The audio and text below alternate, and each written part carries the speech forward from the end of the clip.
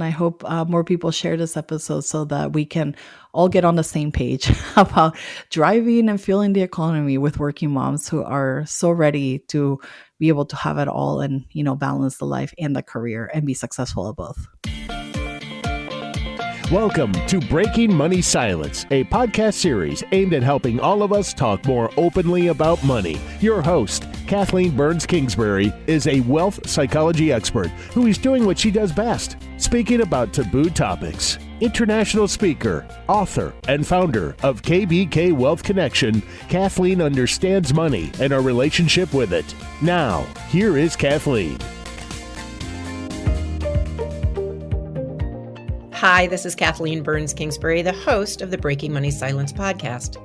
This year in 2024, we're doing a special series all year long on unleashing your true value, specifically designed to help women advisors and related financial professionals identify and communicate their value so they can earn more, be more profitable, and have greater financial well-being. We're going to have guests from the financial services industry, coaches, consultants, people who can give you a different perspective and offer different tactics for unleashing your true value so you can feel better about making sales, feel better about earning more, and ultimately we can close the gender wage gap in the wealth management industry. So I thank you so much for tuning in, and I hope you enjoy this week's episode. Today, we are going to be talking about harnessing the power of working moms. And I have a working mom and an owner of a firm here to help me out. This tends to be one of the untapped economic powers and potential. And so I've invited Carla Titus, a financial expert with over 17 years of corporate finance planning experience, analysis, strategy, online business, CFO consulting. She has done it all in the finance world, and she now takes all of that expertise and applies it to her business called Wealth Worth Within, where she helps businesses grow by creating simple yet effective systems to improve cash flow management and bottom line results.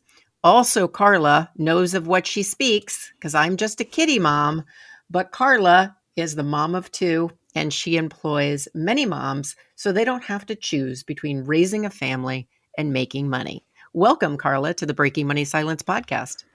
Thanks so much for having me. I'm so excited to be here and be able to shed some light to this topic that we're very passionate about. Yes. And moms are so important. I mean, when I think about growing up, my mom often had a part-time job and was contributing, and I had a sense that that was really important to her. I think certainly financially, it probably helped our home in middle America, but I certainly know it gave her a sense of purpose as well. And so I'm really excited to kind of dive into this conversation. But before we get into kind of the economy, and I want to just ask you, why are you so passionate about employing and championing working moms? So I have a belief that we shouldn't have to choose between having a fulfilling career and contributing in ways that we're able to the economy and to our families, or having to choose between that and raising our kids. I think we should be able to do both. And I'm always the kind of person that said, how can we figure it out? A way that we can have it all and do it all. So I think this is why I'm so passionate about it, because I myself also felt like I had to choose between a corporate career and raising my kids. And I really didn't want to miss out on being part of their lives and be able to shape the people that they're going to be one day.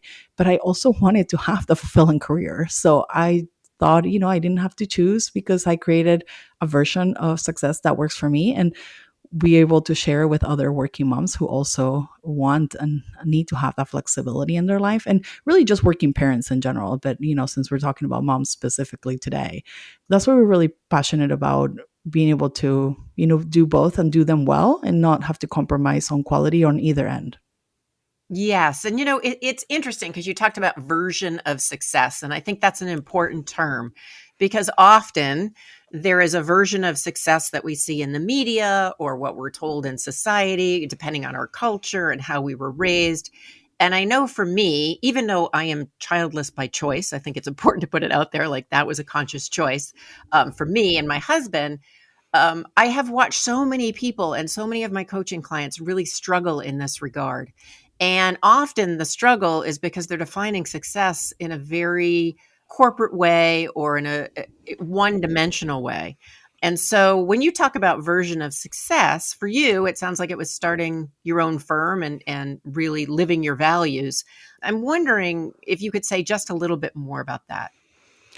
Yes, I think we've been accustomed to allowing others to define what success is for us. And so, in my journey of discovering what success could look like for me and my family, financially speaking, as well as from a career perspective, I found that there's a lot of opportunities out there that might seem quote unquote risky or people don't even want to consider as part of their options. And so, in my research, because I love to go and find out ways that we can make everything work well for us, I found that entrepreneurship could be a really good avenue for us to be able to have that flexibility, control of the schedule, and be able to be, again, present for, school pickup and drop off and not have to give up those things that are important during the formative years of our children as we're trying to, help them be productive citizens of the world and, build them to be kind and helpful to others. We wanted to be part of that conversation and be able to not outsource that. And nothing wrong if you are a working parent that has to, bring in some help, but I wanted to be part of that for our children. And so finding entrepreneurship and finding that there is a way that you can have both was kind of the key for me. And then figuring out how to make it work. That's the hard part. I think not everybody talks about this, that entrepreneurship is hard and it takes a lot of discipline, a lot of, focus on execution. And you literally only get paid if you go find the deals and you make the sales. So knowing that that was part of it, I created some safety nets personally and in the business to ensure that I didn't have the stress of leaving a good paying corporate job behind and not, have to figure it out in business, but that I eased of the pressure that the business had to perform at a certain level. And it's actually been surprisingly the opposite. It's actually done better than I expected. And I still have full control of my schedule, which is, fantastic. And I think there's a place and time for corporate jobs and they do their job and I have nothing, bad to say about them. It's just, it was no longer serving my own needs and purpose. And that's why this shift, made sense for me and my family.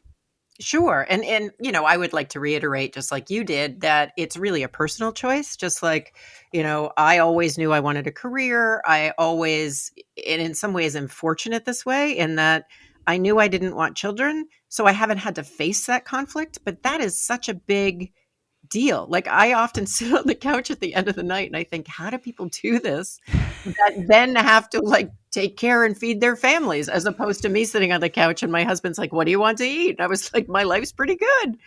And certainly, respect when people make different decisions. But, one of the things I think that happens, and I've seen this myself, and I'm curious your perspective, is that there's a lot of misconceptions about working moms. Like if you go from full-time to part-time, somehow you're not going to be as focused or Mhm. oh, what if the kid gets sick? And I feel like we don't put on the same stereotypes or the same judgments to, men who stay at home. They're kind of celebrated when they're taking care of our kids, and working moms kind of get a big rap. So what do you think the biggest like misconception is about working moms?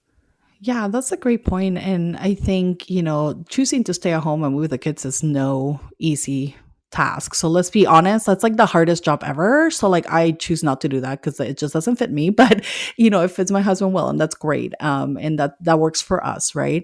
So for those of you who are, stay-at-home parents, like my hat goes out to you because it's such a hard job. It never ends and you don't even get recognized for the good work that you're doing. So that aside, I think that working moms' misconception is that they're no longer committed to the job because they're putting their family first. And that is not true. I find that actually working moms are even more committed to the job, but they're just more efficient and do work faster or better or the same quality in a shorter amount of time because they know they have to focus and deliver with the time given rather than allowing it to expand to a full work week. They get the job done at the same level of quality or better because they know they have constraints to their time so that they can go focus on their family and take care of them, also doing that job very very well and not have to compromise in the quality there too at home.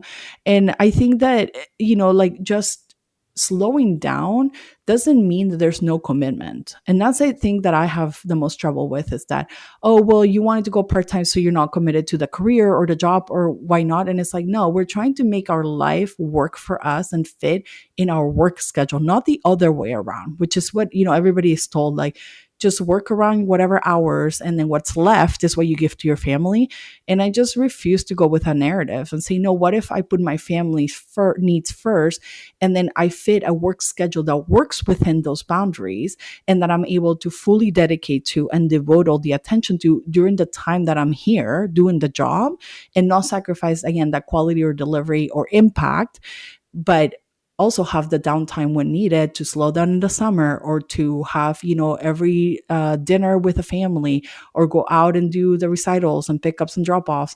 And I don't think we need to choose anymore between, being a good mom or being a good career woman. I think we can have them both if we work through creating that flexibility in the type of work that we want to do and the schedule we need to have. Well, and again, you raise the issue of kind of the cultural expectation. There's like a celebration of busyness that we have in this culture that's kind of crazy.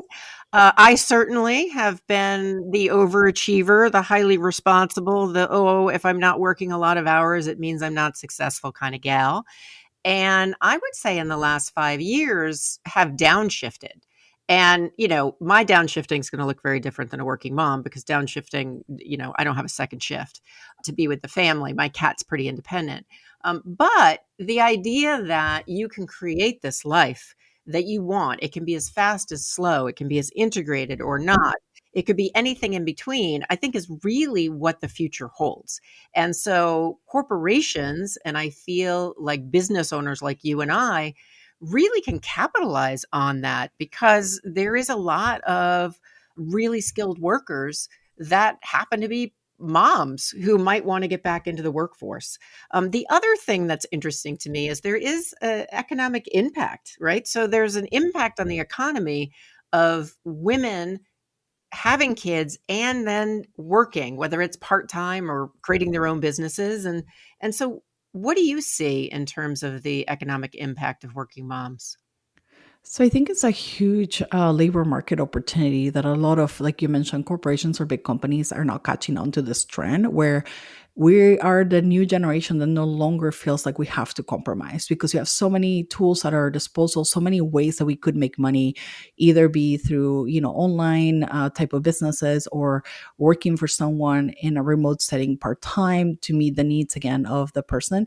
It's still generating value to the economy by creating this job that maybe would go unfilled if we didn't have that flexible component to it, and that maybe remote component to it as well, that really motivates working moms to go take on those roles, because they know it fits their life better.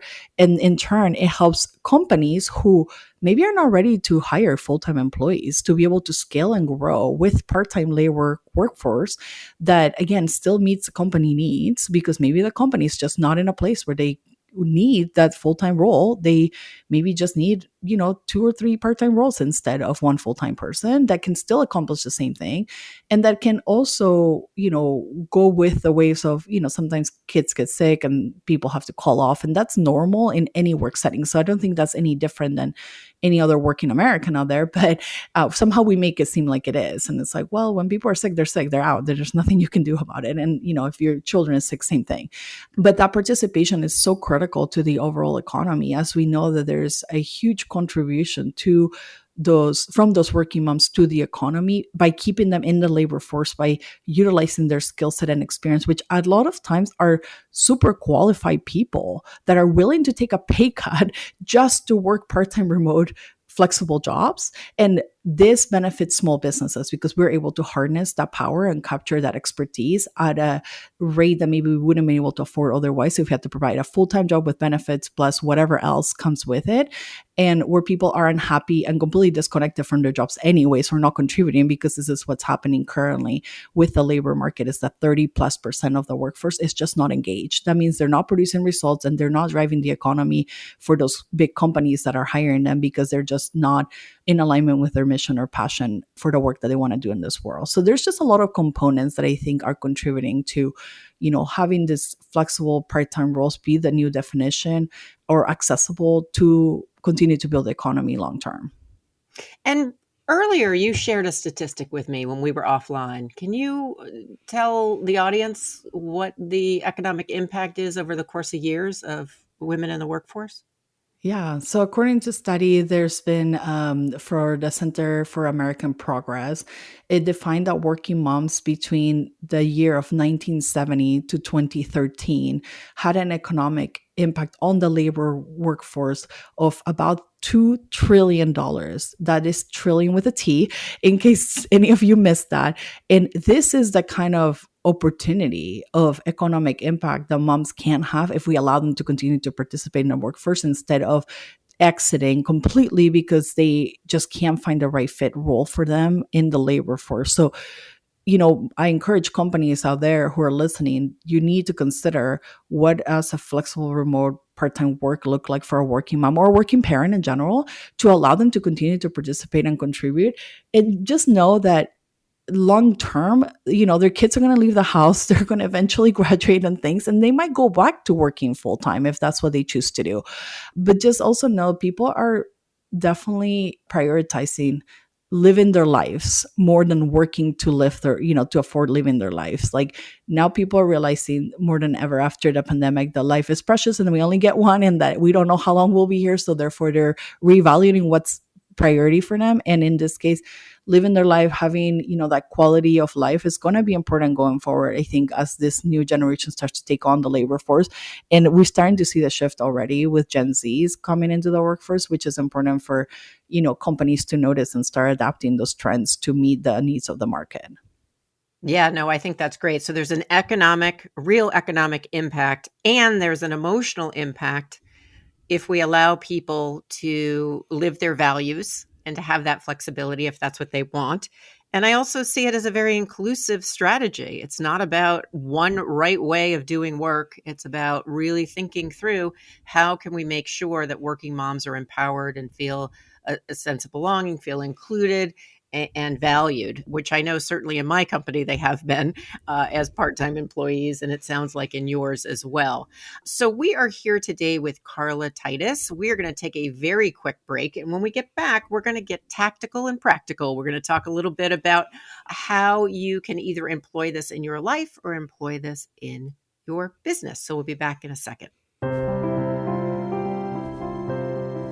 Feeling exhausted from the constant struggle to communicate your true value? Are you battling the fear and uncertainty that often accompany building a service-based business? If so, the Unleash Your True Value private coaching program could be the solution you've been searching for. Designed by Kathleen Burns Kingsbury, wealth psychology expert and money mindset coach for the ambitious woman poised to elevate her business to new heights.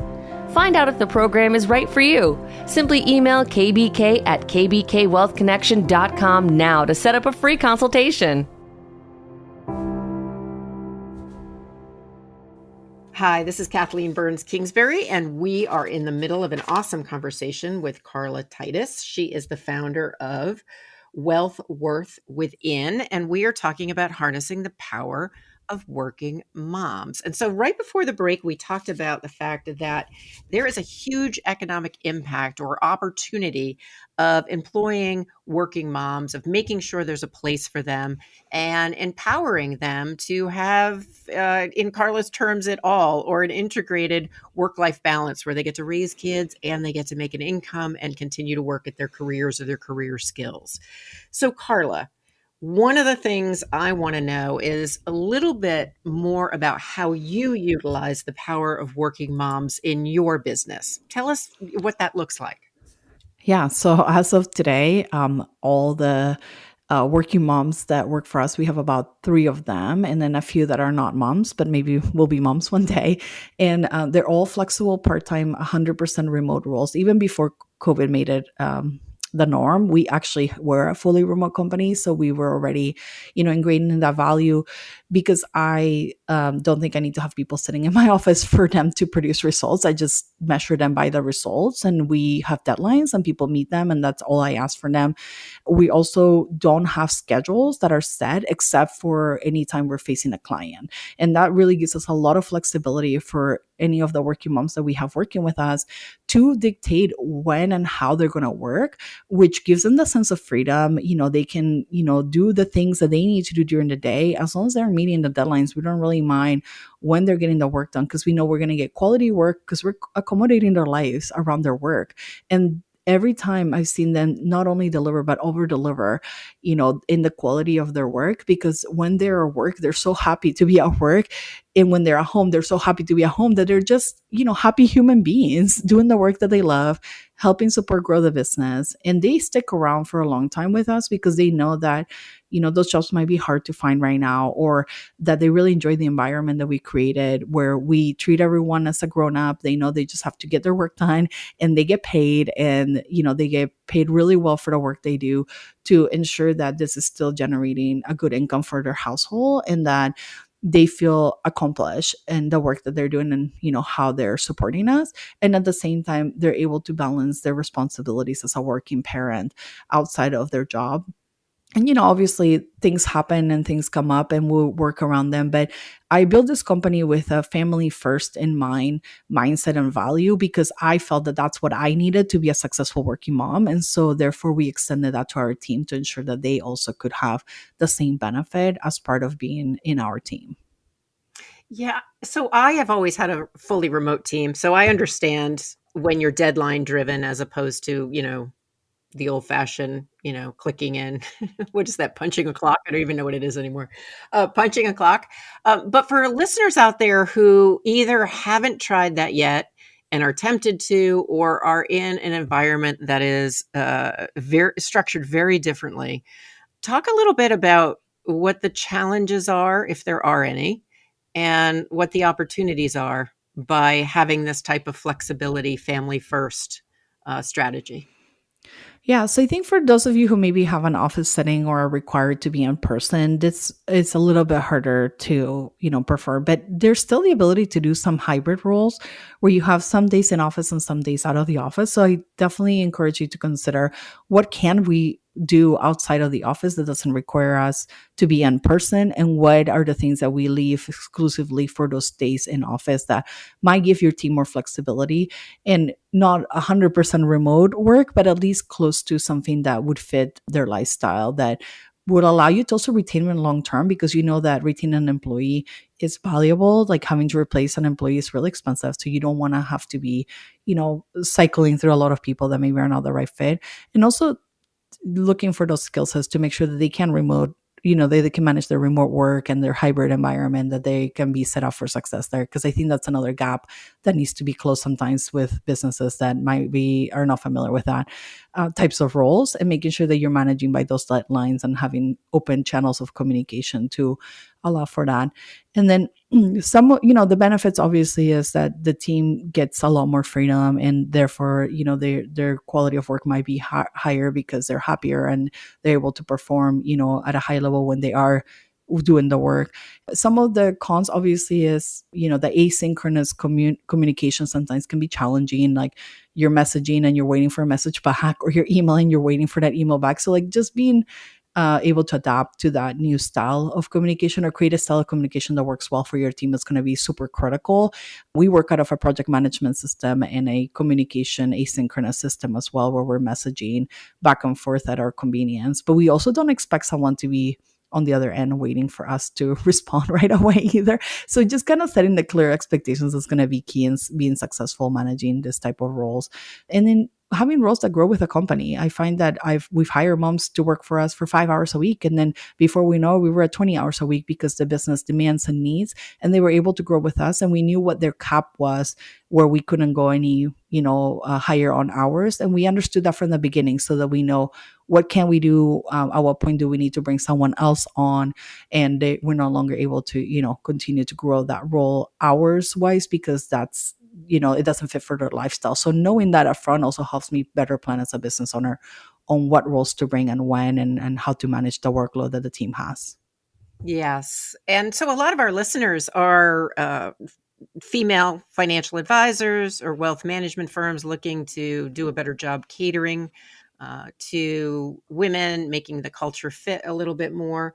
And so, kind of with that in mind, I think a lot of what you've said has been really helpful through that lens. And I know a lot of advisors that I coach are solo, so they're building their virtual teams, so it can work in that Mhm. atmosphere as well. But before I let you go, I would love to know, and these are always kind of hard questions, but I'd love to know one piece of advice for a mom that wants to get back into the workforce as to how to go about it, and one piece of advice for a business owner who's interested in saying, I really want to tap into the power of working moms. How can I do it?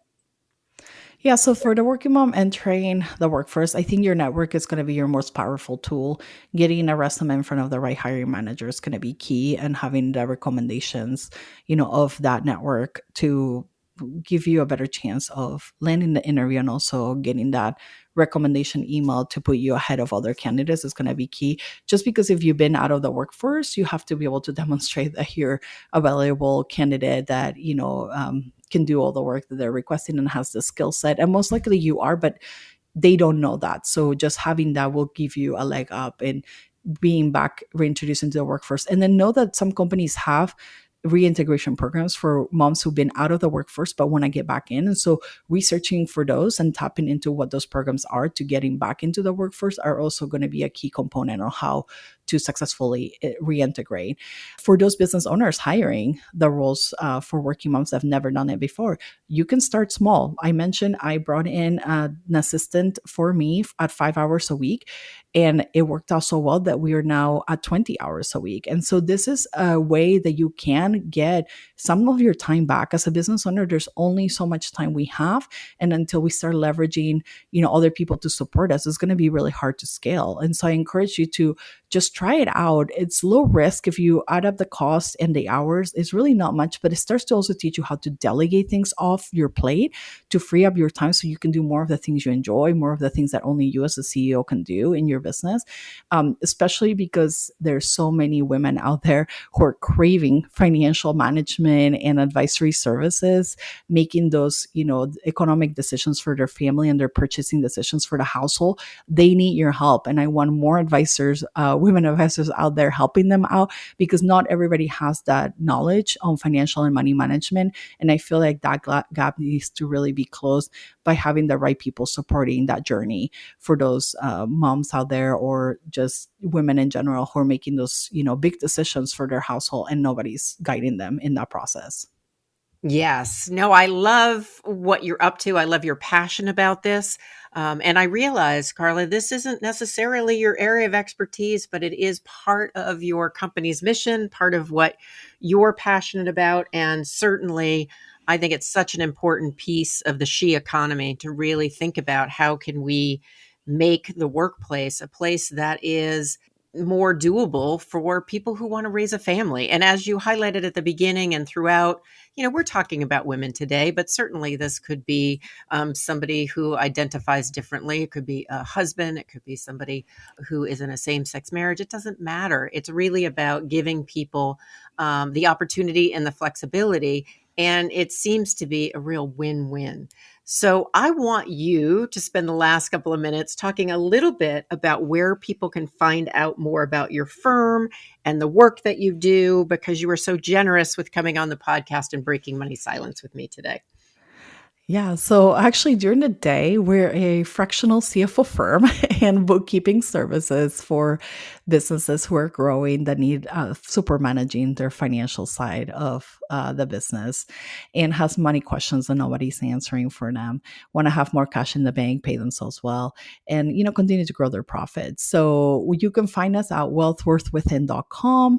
Make sure to click contact us if you're ready to hire a CFO. We would love to talk to you about how we can meet your financial support needs for your growing company. If you want to follow along our journey, we have a newsletter. Link will drop, I'm sure, in the notes to sign up for our Yeah, to sign up for all the content we share that you can start take action on to improve your business finances on your own. And then if nothing else, follow us on social media at Wealth Worth Within. We're on LinkedIn, Facebook, and Instagram, and we're always dropping educational content. We believe in helping close the gap on financial management for women-owned, minority-owned businesses, and everyone else that needs a little support and wants some help in an easy, digestible way. Because finances don't have to be complicated. If they're simplified, then you might be more willing to take action and address them for your own benefit to build your personal wealth. Awesome. You have been so fun to get to know, and you are such a great role model for these working moms. It's been an honor to have you on. I love that you're helping women unleash their true value. And as I said before, I've really enjoyed Breaking Money Silence with you today, Carla. Yeah, thanks so much for having me. And I hope more people share this episode so that we can all get on the same page about driving and fueling the economy with working moms who are so ready to be able to have it all and, balance the life and the career and be successful at both. Great words to end by. Thanks again. We'll see you next time on Breaking Money Silence. Thank you for listening to Breaking Money Silence, hosted by Kathleen Burns Kingsbury, a wealth psychology expert, author, and founder of KBK Wealth Connection. If you like what you heard today, be sure to subscribe on iTunes or your favorite podcast app and leave a review. Also, share this episode with your friends and family. It is a great way to get the conversation started. For more money talk tips and information, or to hire Kathleen to speak at your next event, go to www.breakingmoneysilence.com.